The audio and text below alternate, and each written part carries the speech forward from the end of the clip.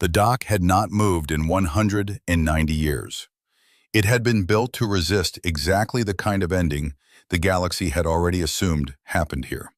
Reinforced spine, 3 kilometers of dark alloy hanging in the dead orbit of a system most star charts now rendered in gray. Not marked hostile, not marked friendly, marked the way old graves are marked, with a line through the name and a date that stopped counting. Saul. Once that word had meant something. Now it was a footnote in a resettlement proposal. Item 41 on an agenda that ran to 200 items, tucked between a mining rights dispute and a request for tariff relief on cold fusion coils. Nobody on the assembly floor had raised a hand when the chair read it aloud. Nobody raised a hand because nobody remembered why they should. The assembly chamber on Threll Instar smelled of recycled air and polished stone, the kind of place built to make small decisions feel enormous, and enormous decisions feel small. 10,000 delegates from 600 worlds sat in tiered silence, half listening, already thinking about the next item, the next vote, the next transit shuttle home. The vote on Saul took 4 minutes. It passed by acclamation. Nobody objected, because objecting would have meant remembering that a species called human had once mattered. And mattering was not something the galaxy had thought about in a long time. A note went into the minutes, a single line. System reclassified, unclaimed, survey and confirmation authorized. Nobody at the vote was younger than 60. Nobody at the vote had ever seen a human. The delegate who filed the survey request was a Vantai administrator named Corell Ashenway, mid-tier, ambitious, the kind of official who understood that history was mostly a matter of paperwork nobody bothered to check. She had read the old files, not carefully. Carefully was not required. The files said humanity had gone dark in what the assembly calendar called Cycle 4412. They said human vessels had stopped answering hail. They said scout drones sent in Cycle 4415 had returned nothing but silence and old radiation signatures consistent with total system collapse. A war, the files speculated, or a plague, or simple entropy, the quiet way species sometimes end, not with an event, but with an absence. 191 years of absence, long enough that absence became evidence, long enough that nobody thought to ask a harder question. Absence of what, exactly? Signal or attention? Corell signed the survey order on a Tuesday between 2 other administrative tasks without particular ceremony. She did not know she was signing the last piece of paperwork the galaxy would file about humanity as a rumor rather than a fact. The survey ship was named the Aegis Threshold 9, a mid-weight Vantai cruiser with a crew of 40 and a mission profile so routine it had been assigned to the newest captain in the fleet roster, a woman named Sorel Danoth, who had commanded exactly 1 prior deployment, a customs run along a border nobody contested. Aboard the Threshold 9, in the analyst pit 3 decks below the bridge, a junior observer named Patera Wen sat at a console that had not been recalibrated in months, watching sensor returns that told her nothing was there. Patera was young by the standards of her posting, 26 assembly years, recently transferred from an academic post studying pre-silence xenohistory. The kind of scholarship nobody funded anymore because nobody thought there was anything left to learn. She had wanted this posting. She had read everything the archive still held on humanity, the old combat logs, the strange fragmentary transmissions, the accounts, some of them centuries removed from firsthand, garbled by translation in time, of a species that fought like it had nothing left to lose and something worth losing it for. She had expected privately to find nothing. She had expected the system to be exactly what the file said, gray, cold, empty, the ash of something that used to burn. She did not expect the dock. It appeared on long-range scan 11 hours into approach, a shape too regular to be debris and too large to be anything the crew had briefing material for. Patera flagged it, routed it up the chain, watched the bridge crew treat it with the mild irritation of people who wanted their routine survey to remain routine. Captain Danoth ordered a closer pass. Nothing more. No alert status. No caution protocol beyond what regulation demanded for any unidentified structure. Patera watched the dock grow on her display as the Threshold 9 closed the distance, and she felt something she did not have a clean word for yet. Not fear, not exactly. Something closer to the sensation of standing in a museum after hours and realizing the lights everyone assumed were off were actually on, somewhere deeper in the building, somewhere no one had thought to look. The dock had running lights, faint, old, but on. She did not say anything to the bridge for 9 full minutes. She ran the check twice because the alternative was standing up and telling a captain with one deployment of experience that the dead system was in fact not dead, on the strength of a light pattern that could have been residual power bleed from a derelict reactor core. 9 minutes, long enough that she would later feel a specific private shame about it, the shame of a trained analyst who let politeness cost time. When she did speak, she kept her voice level, the way her instructors had taught her. "Captain, I have active power signatures on the dock structure. Recommend caution posture." The response from the bridge was distracted, half a beat late. "Copy when, noted, noted, not acted upon."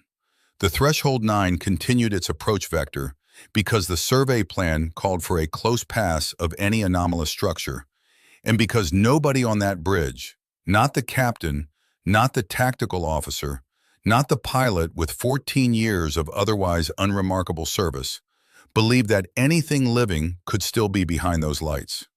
The files said Saul was empty. The files had said so for 191 years. Files that old accumulate a kind of gravity.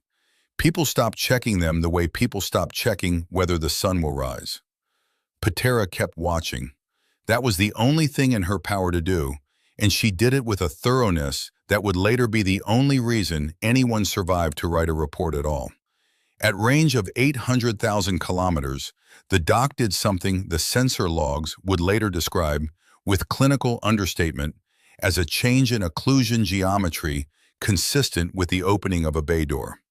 What Patera saw on her display was simpler, a seam of light, widening, and behind it, close enough now that the Threshold 9's passive arrays could resolve a whole silhouette.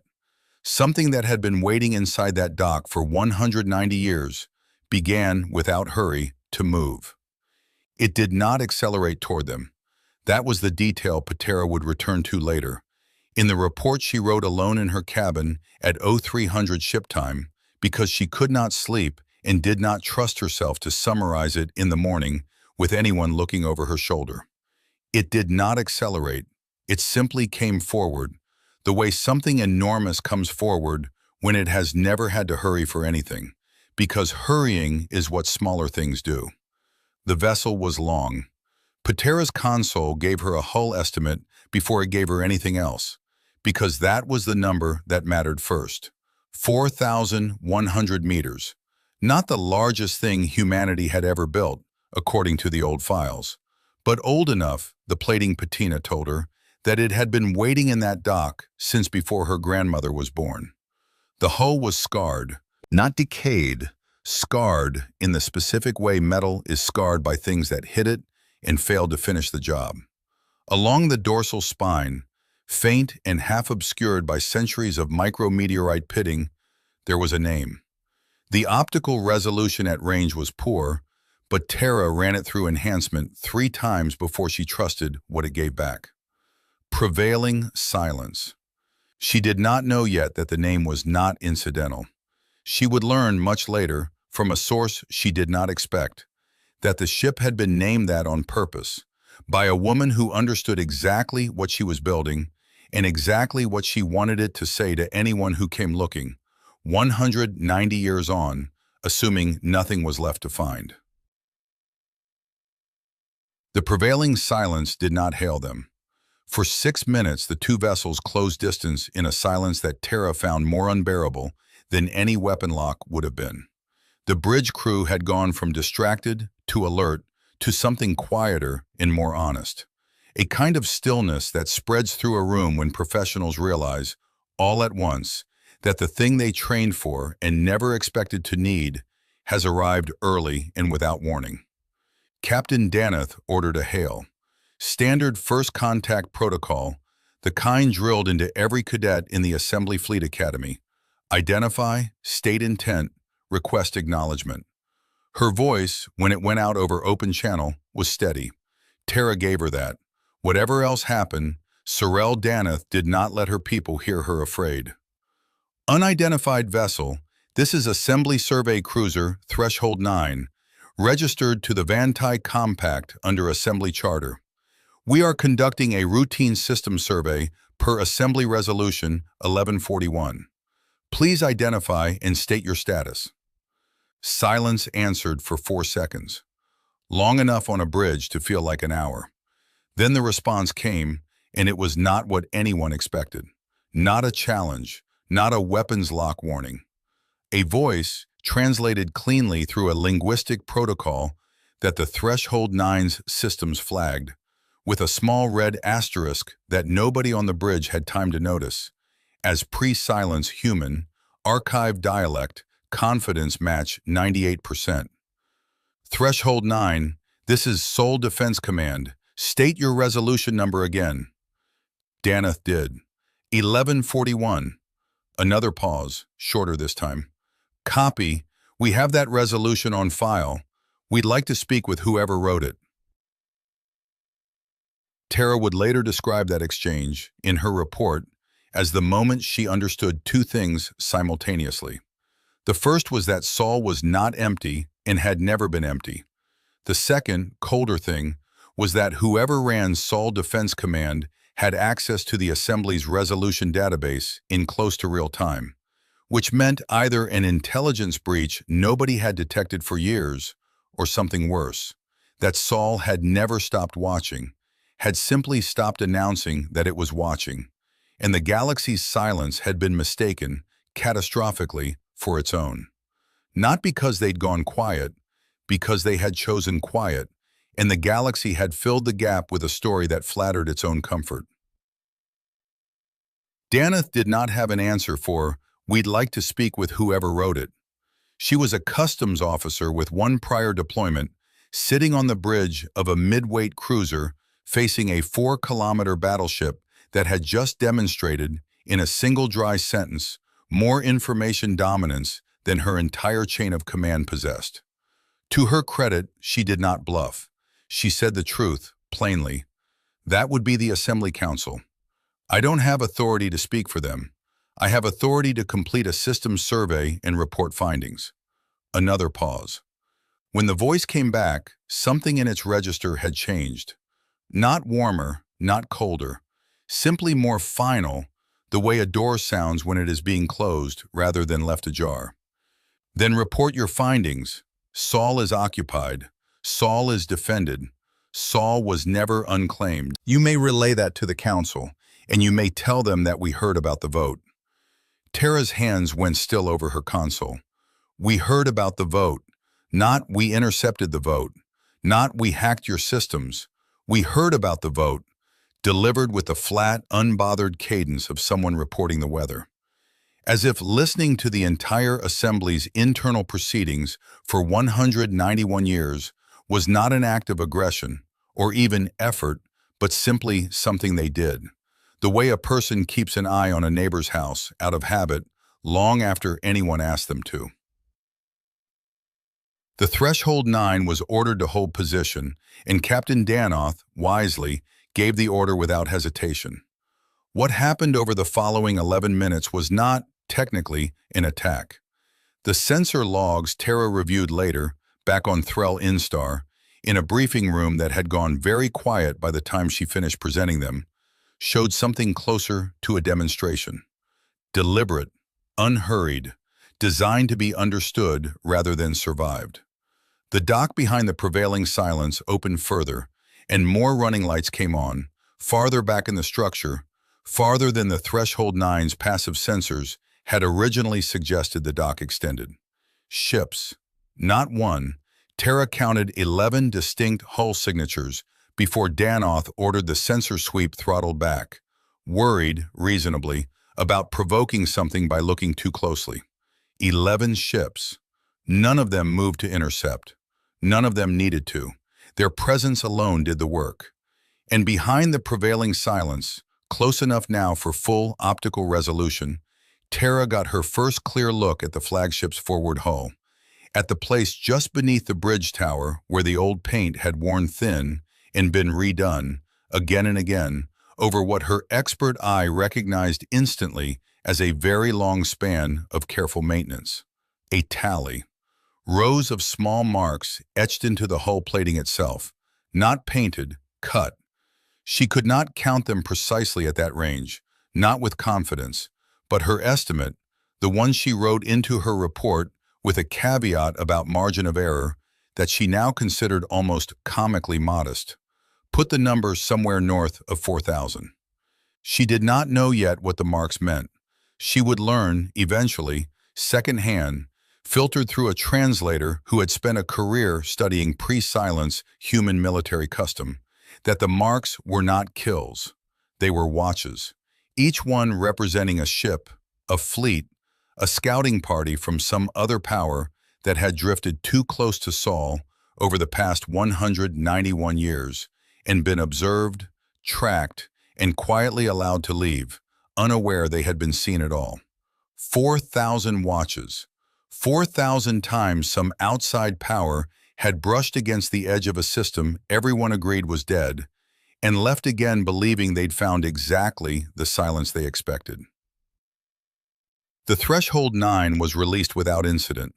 That detail mattered later, when Terra tried to explain to skeptical superiors why she believed what she was reporting, rather than dismissing it as sensor ghosting or a hostile bluff.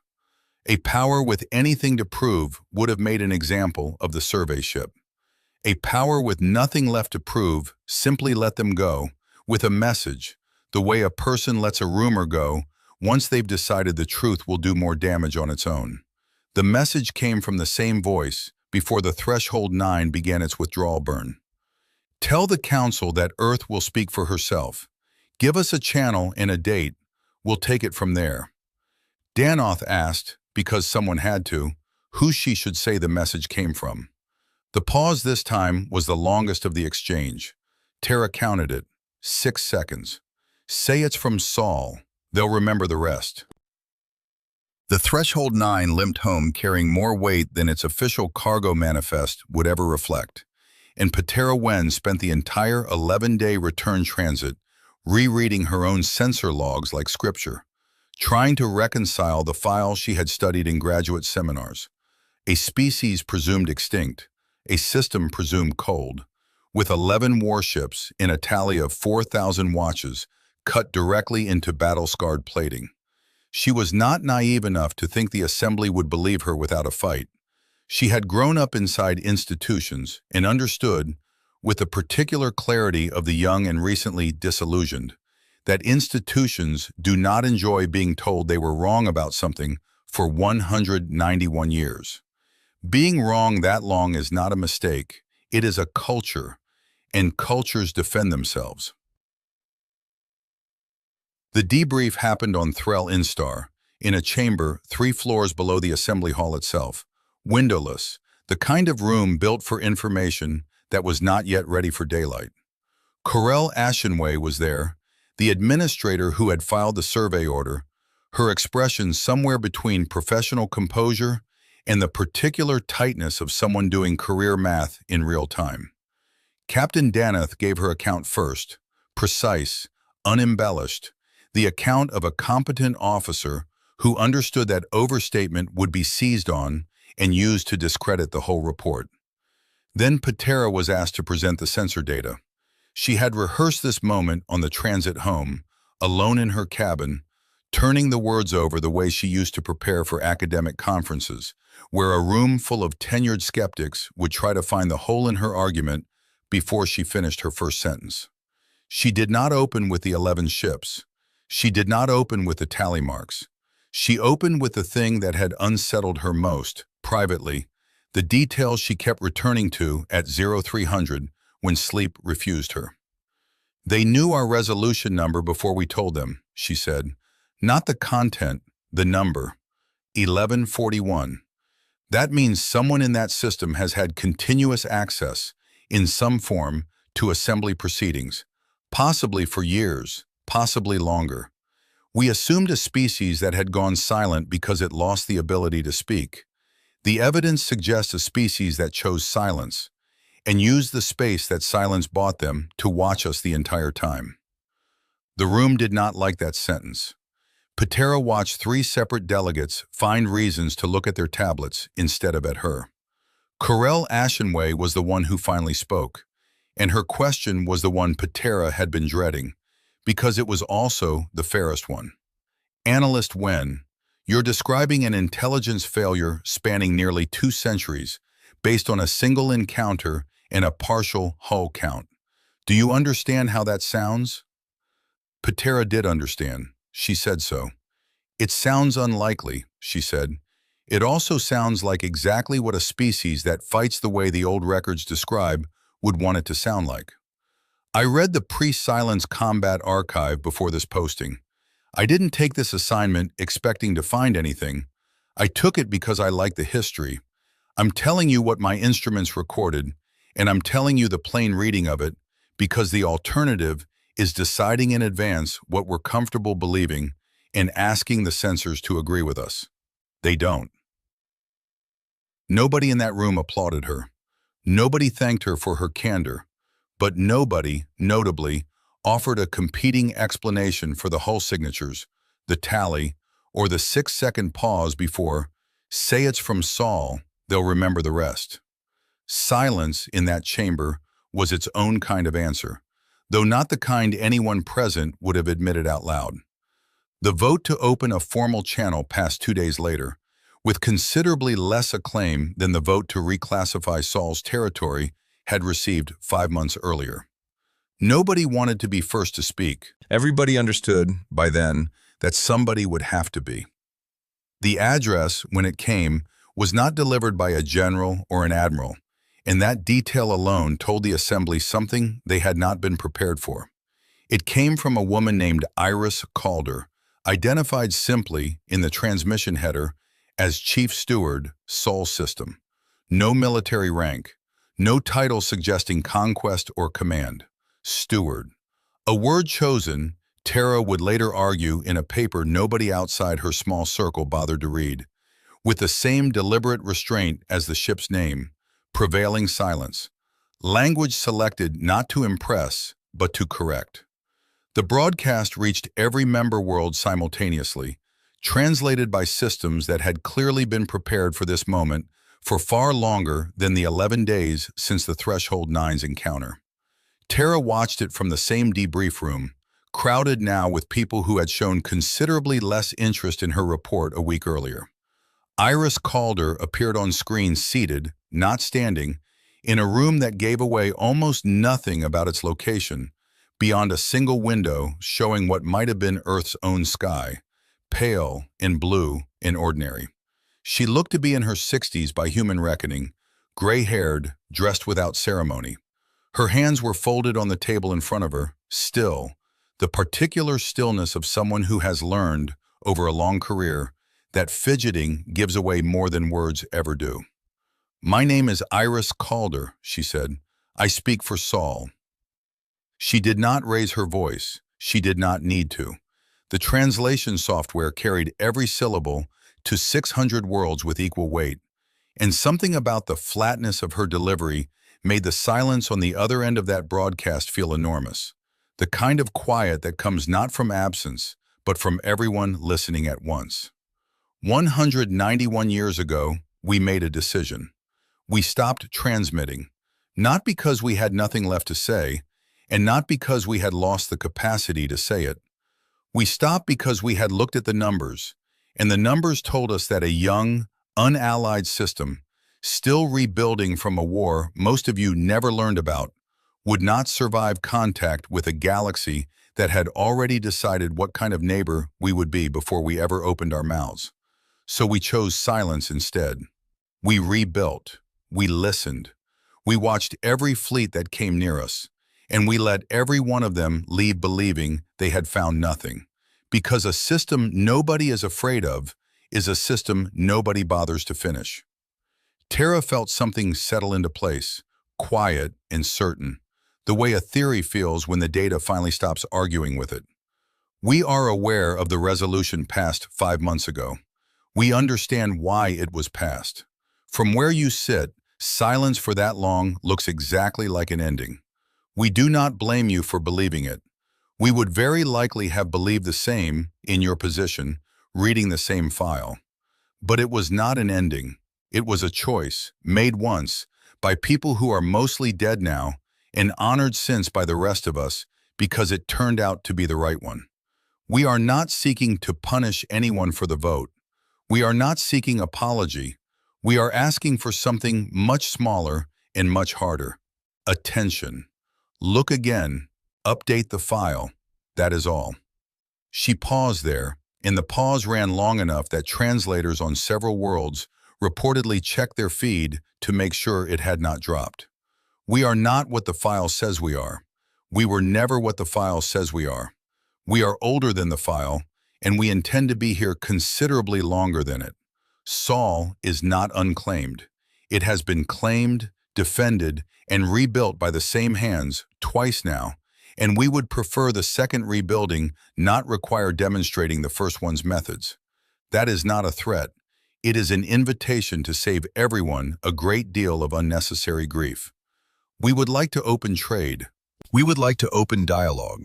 We are, after 191 years, considerably out of practice at both, and we would appreciate a measure of patience while we relearn how to be part of something larger than our own defense. But we will not be reclassified out of existence because it was convenient to assume we had already died. We did not die. We waited. She looked directly into the camera for the first time in the entire broadcast. That is all I have to say today. Look again. The transmission ended without ceremony. No crest, no anthem, no closing flourish. Just the picture cutting to black, the way a person hangs up a phone when the conversation is finished, and nothing further needs saying.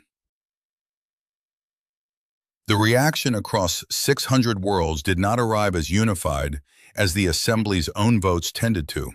It arrived unevenly, the way real reactions to real things do, in fragments, first from the margins and only later from the center.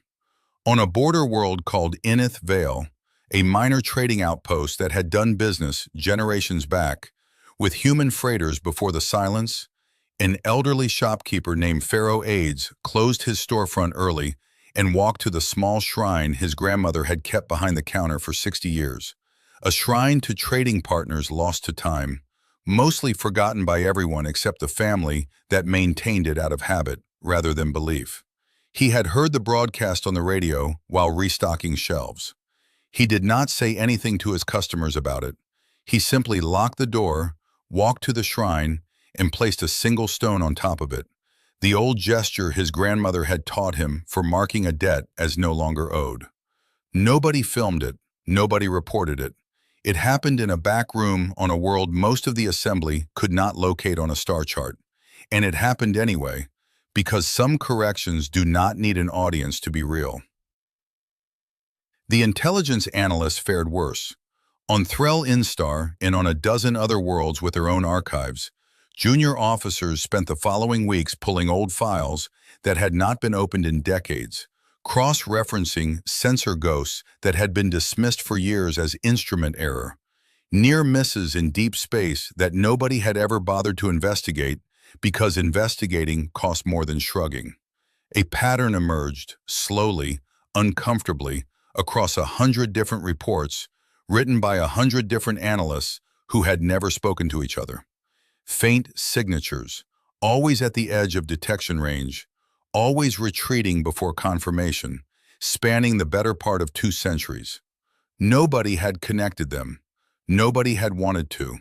It is a particular kind of institutional failure, not stupidity, not incompetence, but the simple human, the simple anyone, tendency to file the strange thing under the explanation that requires no further action.